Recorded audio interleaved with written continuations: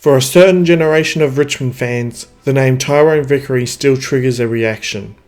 A former top 10 draft pick, a 200cm ruck forward, a player who showed flashes of real talent, but who ended up as a punchline in footy conversations across the country.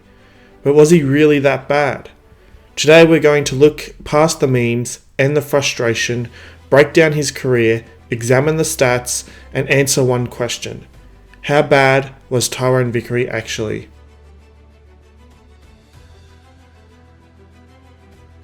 Our story starts at the 2008 AFL National Draft. Richmond, stuck in that familiar cycle of hope and disappointment, were desperate for a key position talent. With pick number 8, they selected Tyrone Vickery, a 200cm tall, versatile ruck forward from Haileybury and the Sandringham Dragons in the TAC Cup. He was tall, mobile, and competitive in the ruck, a classic modern tool on paper. Richmond weren't drafting a project, they were drafting a pillar for the future. Vickery debuted in round 12 2009 at Etihad Stadium. In those early years, he was shuffled between the ruck and the forward line, learning both crafts at once in a struggling side.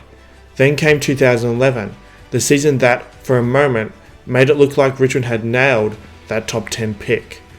That year he played all 22 games, kicked 36 goals and finished high in Richmond's goal kicking, showing real promise as a second tool alongside Jack Riewoldt. At that point, nobody was calling him a bust.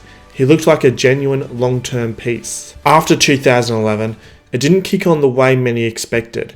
In 2012, injuries and form slowed him down. He underwent shoulder surgery and his output dropped. The continuity he'd built in 2011 disappeared. You don't need the exact medical report to see it in the game log. Fewer games, fewer goals, less impact. In 2013, he had some strong patches and even won the Ian Stewart medal for best of field in a game against St Kilda, but he still never quite recaptured the upward trajectory of that 2011 breakout. He wasn't terrible, but he wasn't clearly developing into the star many thought a pick 8 tall forward should become. And then came the moment that would define his reputation. Round 18 2014, Richmond vs West Coast at Patterson Stadium. At a boundary throw-in, Vickery and Eagles champion Dean Cox are wrestling for position. Moments earlier, Cox had thrown an elbow back into Vickery's chest. As the ball comes in, Vickery swings his arm and lands a brutal blow to Cox's head. Cox collapses, concussed. He leaves the field groggy and doesn't remember the incident. The footage went everywhere. Commentary teams were outraged. The match review panel referred it straight to the tribunal, and Vickery was handed a 4-game suspension. From that night on, his name carried baggage. To Richmond fans, frustrated by years of underperformance, this wasn't just a suspension, it was another reason to be angry. To the wider public, Vickery became that bloke who king hit Dean Cox. And in footy, once a narrative like that sticks, it's incredibly hard to shake. If the Dean Cox incident damaged Tyrone Vickery's reputation, the 2016 preseason gave it a new meme. Richmond were playing Fremantle in a NAB Challenge match at Rushton Park in Mandurah. It was hot, it was scrappy, and on the surface it looked like just another low-stakes preseason hit-out. Early in the game, Vickery copped a head knock in a collision with teammate Nathan Broad. He stayed out there, but he wasn't right. A few minutes later, we got footage that would follow him for the rest of his career. The ball is on the other side of the ground, more than 50 to 80 metres away. In a contest on the wing, Vickery, alone inside Richmond's forward 50, suddenly tracks something that isn't there, jumps as if to take a chest mark, then collapses to the turf. Nearby defender Alex Silvani immediately realises something is wrong, goes to him and helps stop play so trainers can get to Vickery. He leaves the field and takes no further part in the game. Richmond were baffled. At first they wondered if it was heat related, but subsequent testing ruled that out. The club eventually diagnosed concussion, even though they couldn't pinpoint the exact moment of the initial blow beyond that earlier clash with Broad. Vickery later underwent extensive brain and heart tests before being cleared to return to the Tigers for their final NAB Challenge match against Port Adelaide. For doctors and teammates, the clip was scary. A live example of how disoriented a concussed player can become. For the internet though, it became something else. On fan forums and social media, the incident was quickly labelled the imaginary ball or imaginary mark. People joked that he'd gone for a hanger on nothing and that he'd dropped a mark on thin air. That 5-second snippet turned into another running gag about Tyrone Vickery. Not just the bloke who hit Dean Cox, but the bloke who tried to take Mark of the Year on nothing. But stripped of the jokes is actually one of the clearest pieces of evidence that his career story is more complicated than he was just bad. That vision shows a concussed player, completely out of it, still trying to compete. It's disturbing, not funny. And yet, in the public imagination, it became just another punchline attached to his name.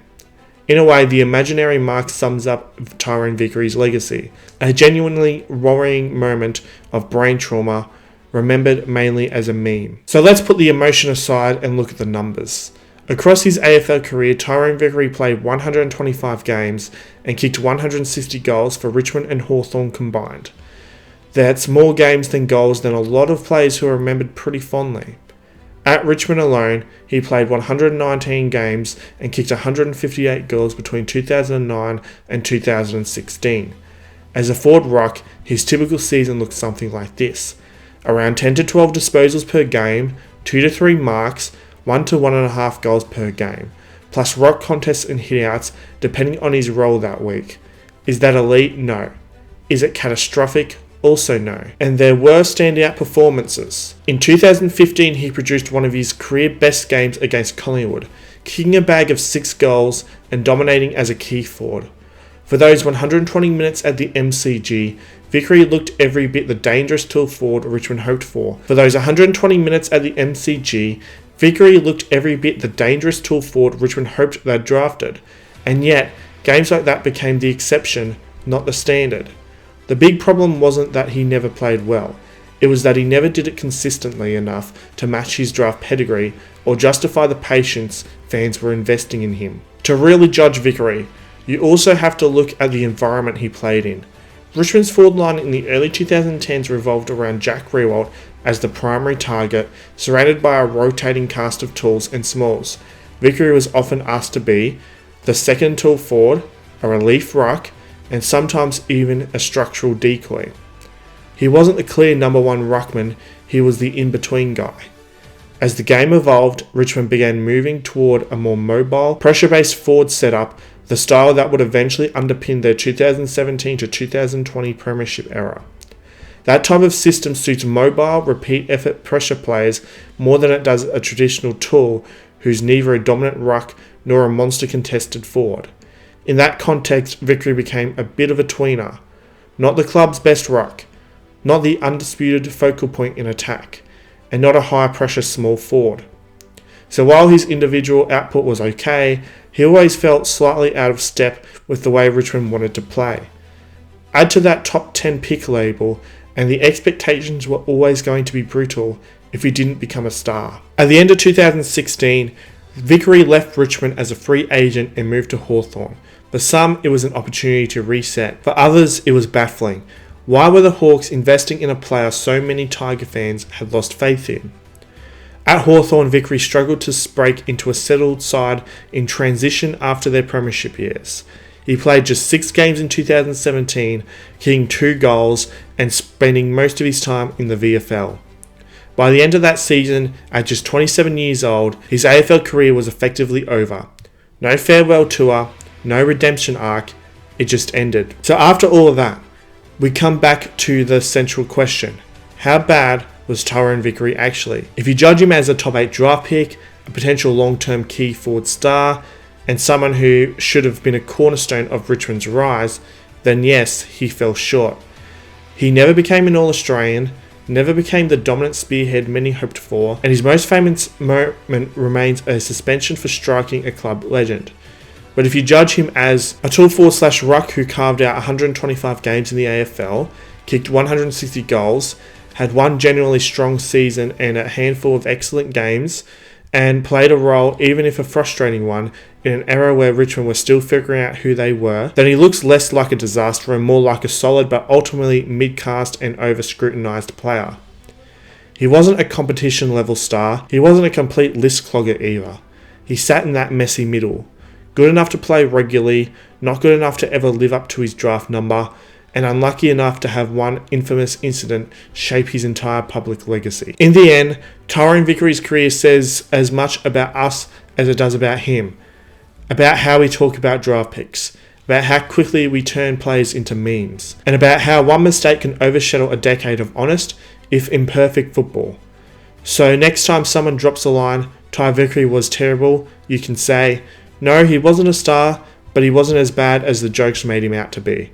He was a 125-game AFL footballer who never quite fit the shape of expectations around him.